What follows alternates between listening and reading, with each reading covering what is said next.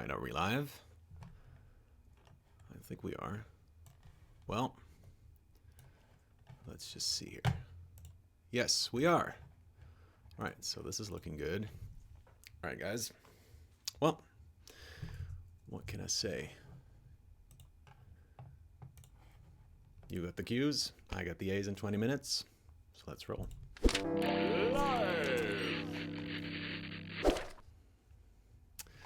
What's up, everyone? Freedom F. Disney from Holistic Songwriting. Hope you're doing wonderfully today. And as I said, I have 20 minutes or 30 minutes maybe to answer all of you guys' questions.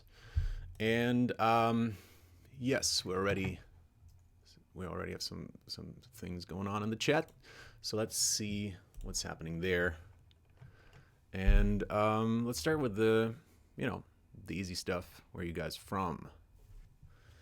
Let me know where you all are chatting from. Dovey Dust, the next artist series, should release very, very soon. I just finished the edit. I have some more cleanup to do, some post-production stuff, which is going to take me maybe another couple of days. But I am as annoyed about that as you, that it's taking so long.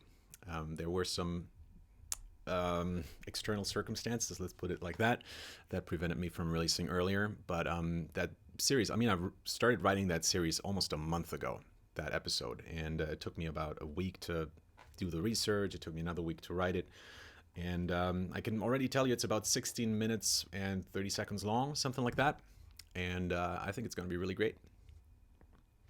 All right, Pennsylvania, Arbor, Michigan, Bangladesh, Madrid, Colorado, Gainesville. All right, cool. So, Sicarius Bladehard says, what do you think about sampling? I'm a big fan, personally. I use it on almost all of my tracks. I use a lot of synths, too, and some live recordings as well. I think there needs to be a certain balance between all of them. But yeah, especially when I did film music, a lot of what I was doing involved heavy sampling, so I was doing that a lot, especially like for orchestral stuff. I was using a lot of like string libraries and orchestral stuff, just like that. So yeah, I use it a lot.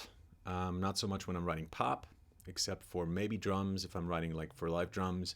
But I'll mostly use that in my demo process. If I'm doing a full recording, like a full-on track, I'll probably record the whole thing.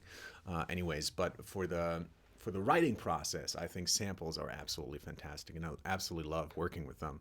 And to a point where often, even when I've recorded a real drum set, I'll probably layer it with some samples to make it sound thicker and to give it a little bit more punch. So that's something I've done before, and it's kind of common practice in the industry. Like Hans Zimmer, for example, if we're going back to the orchestral sound, was known for recording live strings and then putting in his own samples to like thicken up that whole texture a little bit. Matthew Barella says, what style do you think is the best? The best in terms of writers is probably, I think it's probably jazz, although it depends a little bit. Like there's a lot of jazz musicians who kind of keep doing the same thing over and over again, where it's almost become a formula. Like the writing is kind of become formulaic there as well. It's a much more complicated formula than in pop music when you look at the music theory. But in terms of creativity, I find a lot of jazz music is kind of doing the same thing over and over again. So I'm kind of, I think so. So from an intellectual level, I think jazz music is probably the best in terms of writing. In terms of creativity, I think really pop music is the thing right now, which is why I'm back to pop music now. As I said, I did film music for a while, and before that I was into alternative music. I think pop music is really interesting what's going on at the moment, because to be noticed in pop music at the moment, you really have to be creative again. We had to be creative in the beginning of music when it was really hard to get to the ears of people, because there were no distribution ways to really get your music out there. So you had to be really creative with your music to really get to the big speakers in that way.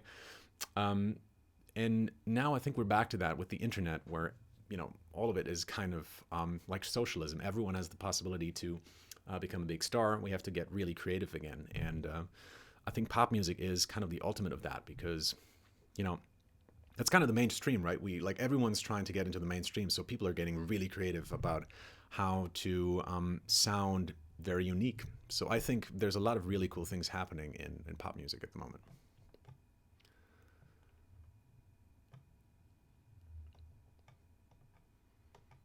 Prog's metal writing is insane, says Sicarius. That's true. There's some really cool, interesting prog bands that write some really interesting stuff. I've always been a really big fan of Tool and Maynard James Keenan in particular. I think he's a really interesting writer in terms of lyrics. I think his lyrics are some of the best out there. And musically, I think they're doing some really interesting things with, I think what Tool is really good at is using all these crazy odd meters and stuff like that, but then putting them out there in a way that it kind of sounds poppy. I wouldn't say it's necessarily pop, but it doesn't sound completely off the rails. It still sounds like something we're kind of used to. But then if you're analyzing what they're actually doing, you're like, oh wow, this is actually a 5/4. I didn't realize that. So that I think is kind of cool about prog rock bands, if they manage to do that. Although there's plenty of prog rock bands that do just the opposite, that just want to sound crazy, and their music sounds really puzzly. And it's sometimes I like that. It depends on the band very much, but most of the time, for me, it just sounds like chaos. And maybe that's the intention of the music. I don't know, but for me, I try to keep chaos out of my songs, because I want my songs to sound through composed from start to finish. I want people to know that I put a lot of care into every single second of every single song that I write. So that's probably a personal thing, but anyways. Hakan says, which is better, writing melody according to lyrics or writing lyrics according to melody? So basically the question is, what comes first, or what should you do first? I've answered this question a number of times, and it's some question that pops up all the time, really.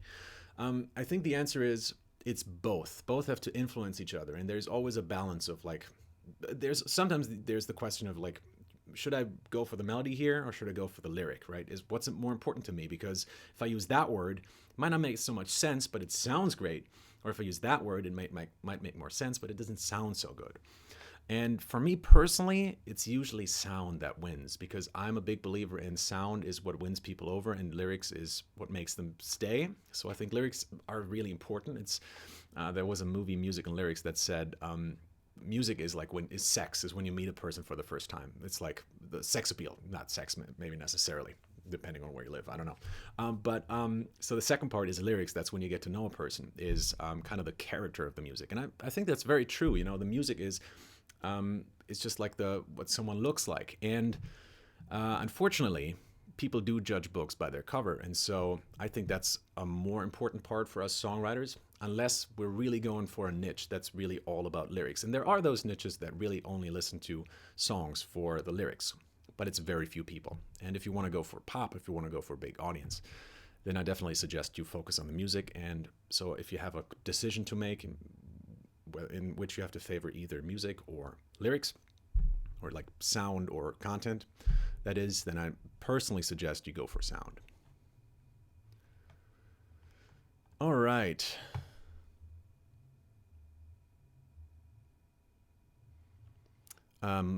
Michał, I think, Michał Gestois.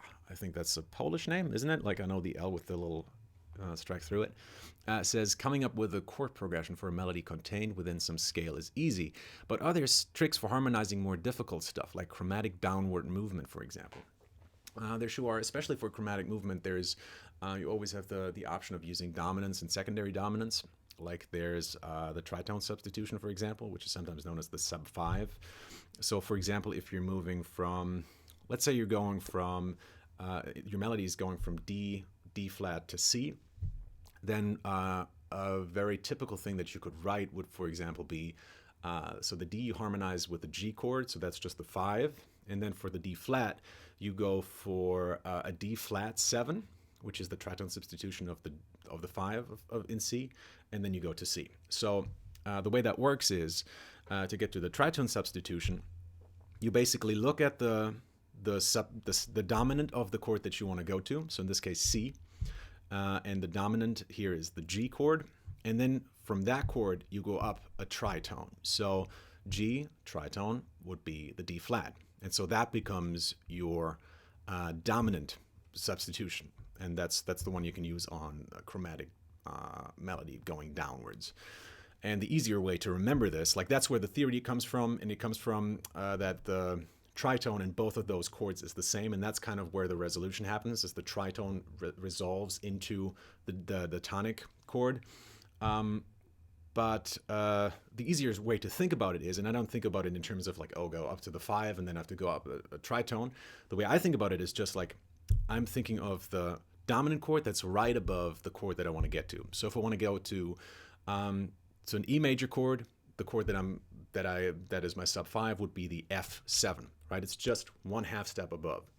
And so that's how I would probably harmonize most of my chromatic lines. Another thing to do is always just going parallel. So if your first chord is, I don't know, maybe you're going, so again, you're going D, D flat, C, and on the D you're playing D minor 7. Then for the D flat, you could play a D flat minor 7 and then go down to C. And there's also options of doing D minor to D flat major to C major. Like, you know, you have all these options. You can try out a bunch of different things, but those are the ones that I would probably experiment with first. Is, as I said, the subdominant and subdominant substitutions. Dominant substitutions, so sub 5s, and chromatic, and then also try something with different thirds and stuff like that. All right.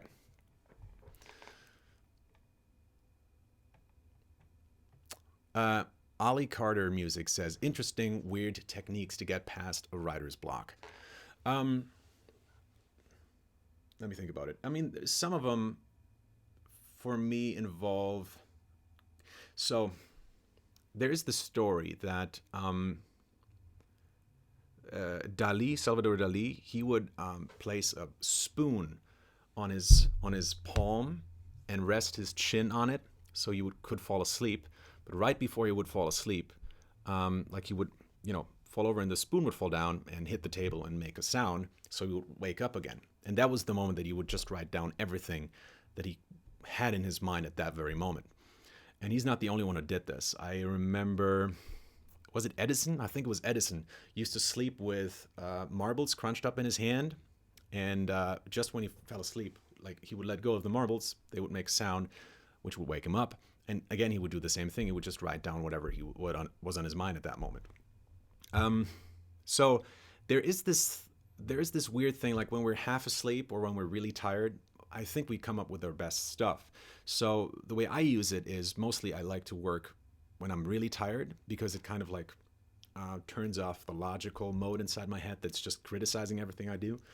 And it makes it easier for me to write. Like some people like to use drugs or even alcohol and stuff like that to calm down and to kind of turn off that part of their brain, which is not something I would recommend, and I personally don't do it, but I mean, up to you, it's your life. I find really the best way to do it is when you're really tired, and most people that I know that I work with work either very, very early in the morning, and I mean like 4 or 5 a.m., or very late at night, and they work up until 4 a.m. in the morning. So yeah, so that's kind of what I suggest is working when you're really tired, because usually your best ideas come through that way.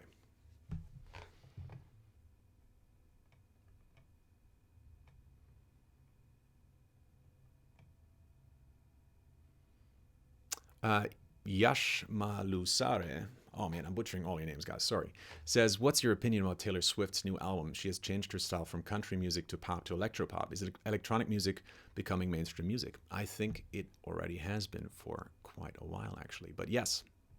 I think Taylor's doing some smart things in terms of marketing. If you want my personal opinion about the music, I think I like 1989 better, just that's a personal preference, but I think it's very smart what she's doing with the new album, and marketing-wise, I think it's super, super smart.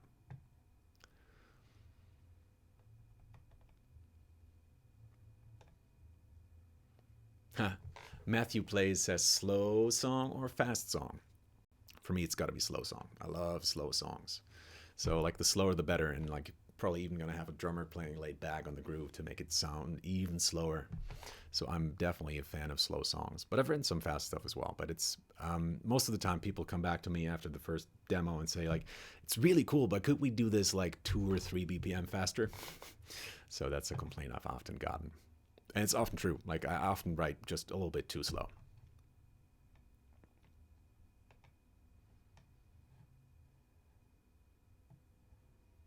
Right. Louis Zapiola says, "Hi, as an artist, I have to be in charge of my Facebook page, photography, promotion, YouTube, gigs, socializing, rehearsing, recording, merch, social media. How can I do everything?"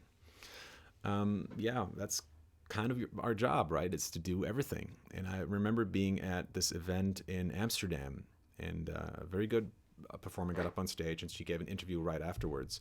And she said that very thing. It's like, as an artist, our job is to basically do everything. We are in charge of our own music videos. We do the Facebook, the marketing. We make the music, right? That's kind of important as well. I think you even forgot that. There's so much stuff that we have to do. And how, like, that's our job, right? We have to be able to do all of these things. We're artists. We're not even musicians anymore. And I think that's very true. And we kind of have to do everything. And I think the only way to really do it is if you're really passionate about it. And if you have a very good schedule for yourself, if you know exactly when you're going to do what. And I think a lot of it is also automation. Like, especially on Facebook, you can schedule your posts. So I have a couple of posts scheduled for the next 2 or 3 weeks, I think. So when I get something new that I'm really interested, that I think is really interesting to you guys, or that I just think is cool sharing, and it's not something that has to be released immediately, I'll just put it on schedule, and it's going to release over the next couple of weeks. So that's like just a little bit of a burden off of my shoulders. There's obviously software like Hootsuite, that's HOOTSUITE,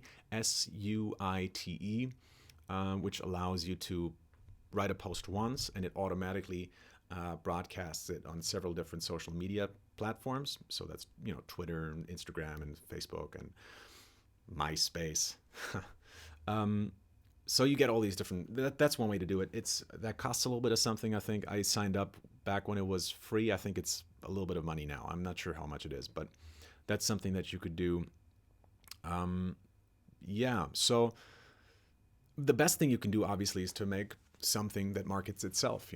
Where you don't have to do that much work anymore, and that basically means just making something that's really worth sharing. And again, I'd forward you to that book by Seth Godin, The Purple Cow, which was really an eye-opener for me. So how can you do everything?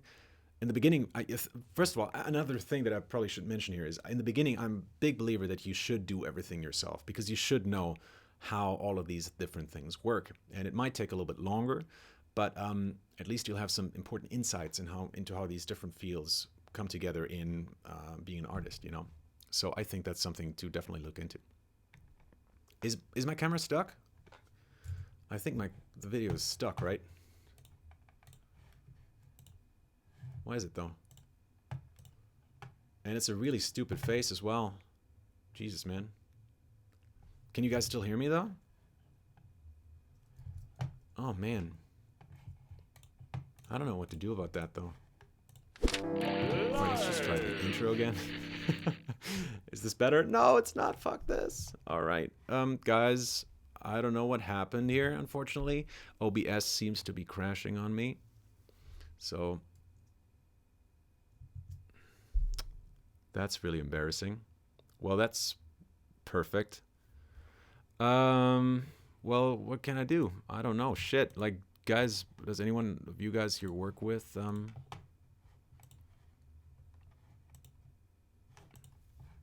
Why is it stuck? That doesn't make any sense, does it? The camera is stuck. Like, this is not Skype or anything like that. All right, I guess we're going to stop the stream now. So very sorry about that, guys. I was only planning to do 20 minutes anyways because I have to go. But I think you're just not moving to fuck with us. I love it. Thanks, Happy Ron. Carry on. We can still hear you. All right. Well, okay. I'm going to go for 2 or 3 more minutes. Luckily, you're not Italian. You don't need to speak with your hands, says Colin Farrell. Very good. All right. That's a tiny pot for a huge plant. Well, what does that tell you about the plant? Love the face. Well, you're the only one then. All right. So what was I going to say? Yeah, in the beginning, you should be doing everything yourself. And yeah, sorry. Does anyone have any more questions? I will keep going.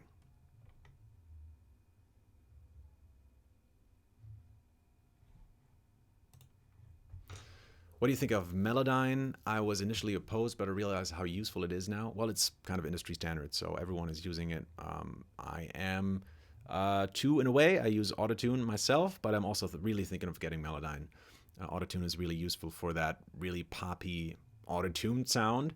Melodyne is better if you want a really realistic sound, if you want to stay more true to um, the original. This is so weird that it's frozen. This doesn't make any sense. But at least it's frozen a happy face of mine and not just me like moping.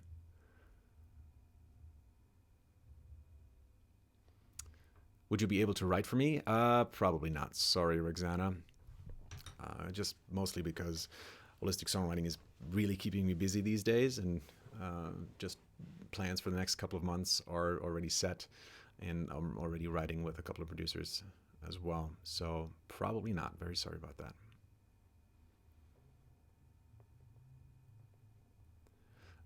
Tommy Darker says, where should musicians get knowledge on how to build themselves as a business? That's a really good question. I think really the best answer is don't just look on websites that are for musicians, because you're a business, right? You're a businessman if you want to be doing this as a business. So I think the best thing is really just to read a lot of books on, marketing yourself and on business and stuff like that. And, there's a lot of stuff out there, and you don't have to limit yourself to the stuff that was made for musicians. And a couple of ones that I like are, as I said, are Seth Godin's books. I love Eben Pagan's stuff. That's Ebenpagan. He's also on YouTube with some videos that I think are very, very good. Who else? Well, there's Russell Bronson. Russell Bronson is okay. I don't know half of the books, the authors' names of the books that I read anymore, but Tony Robbins is obviously fantastic. And he's got some books about, handling a business as well. So those are like just a couple of that come to mind.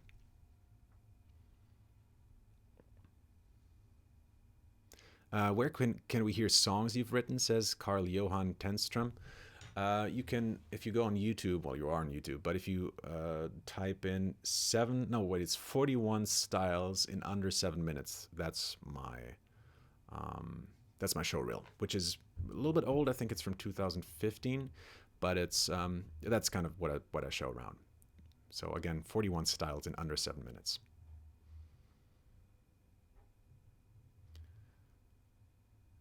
Sicarius says, do you think distorted guitars will come back to the mainstream? I think so. I believe they will come back. And I could see that in the next couple of years. Oh, Kevin says, hey, Freedom, I just bought your book, one of the most eye-opening books I ever read. That's so sweet. Thank you so much, man. That's really nice of you. Reduce your book price on Black Friday. I can't afford it, says Ali Carter Music. I would. Honestly, I would. I did it with all of my other courses, and I wish I could do it with the book on Amazon as well. But Amazon is kind of doing all of that stuff, so I don't really have any control over that, unfortunately.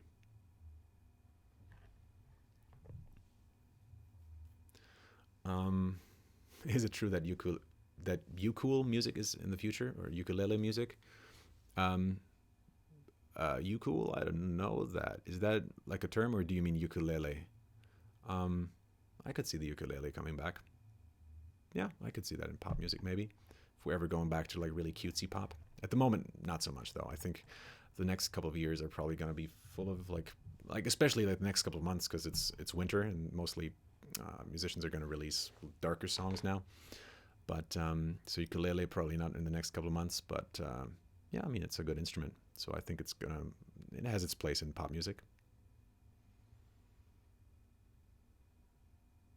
What do you think about self-learning without professional training? Says An Dung Le. I'm not sure. I mean, songwriting, I really taught myself, but I listened to a lot of music to do it. It's not like I just created it out of nothing. I definitely listened to what other people were doing, and in the beginning, I really copied a lot of other bands, and it took me a while to find my own sound. But I think you shouldn't just. I think it would probably not be so smart to just write and have no idea what you want to do and what's out there. So I think you should definitely listen to music and analyze what those bands are doing, what other artists are doing, or other producers are doing. And in the beginning, imitating I think is fine, as long as you're not really stealing from other people. And even in the beginning, stealing is fine, really. Like if you're trying to learn the craft and if you're not releasing anything, that's totally fine. So yeah, it's ukulele. Okay, thanks, Happy Ron. I wasn't quite sure on that. Cool. How do you write a modern rock song without distorted guitar? Says Black Attack. Um, that's a good one. Well, I'm thinking of like the wah wop bass synths from dubstep, which is kind of a no-go at the moment. But I'm sure there's going to be other really aggressive synths that you could use to kind of get a sound like that.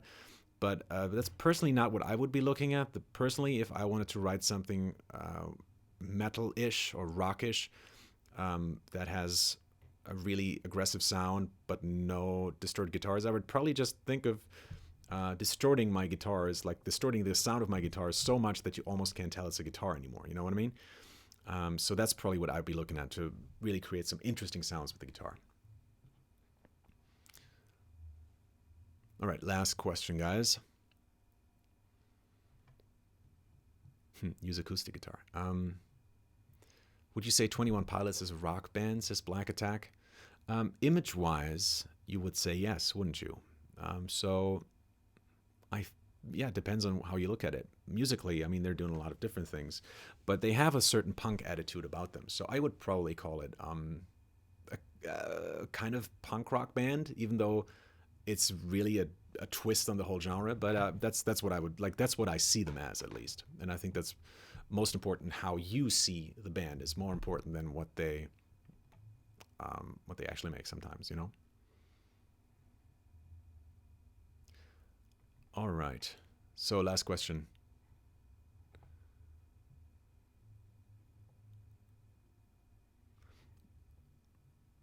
That's your opinion about the songwriter producer. What's your opinion about the songwriter slash producer Max Martin? Obviously, he's a big influence and a big hero of mine. So, by the way, this is a question from Yash Malu Sara. Yeah. So yeah, I mean, big influence. And Bonnie Bennett says, "You really made me sad, dude." Why is that? I'm really smiling in the picture, so that should make you really happy, shouldn't it? Did I answer a question wrong or something like that? All right, guys, I think this has to be it because I really have to go, unfortunately. But thanks for tuning in. Thanks for looking at my dumb grin for over 10 minutes. And I really appreciate it. And I will see you again next week. I would play an outro, but I'm afraid it's not going to work. So I'm just going to stop the stream. And hopefully next week we won't have the same problem again. Cheers, guys. Take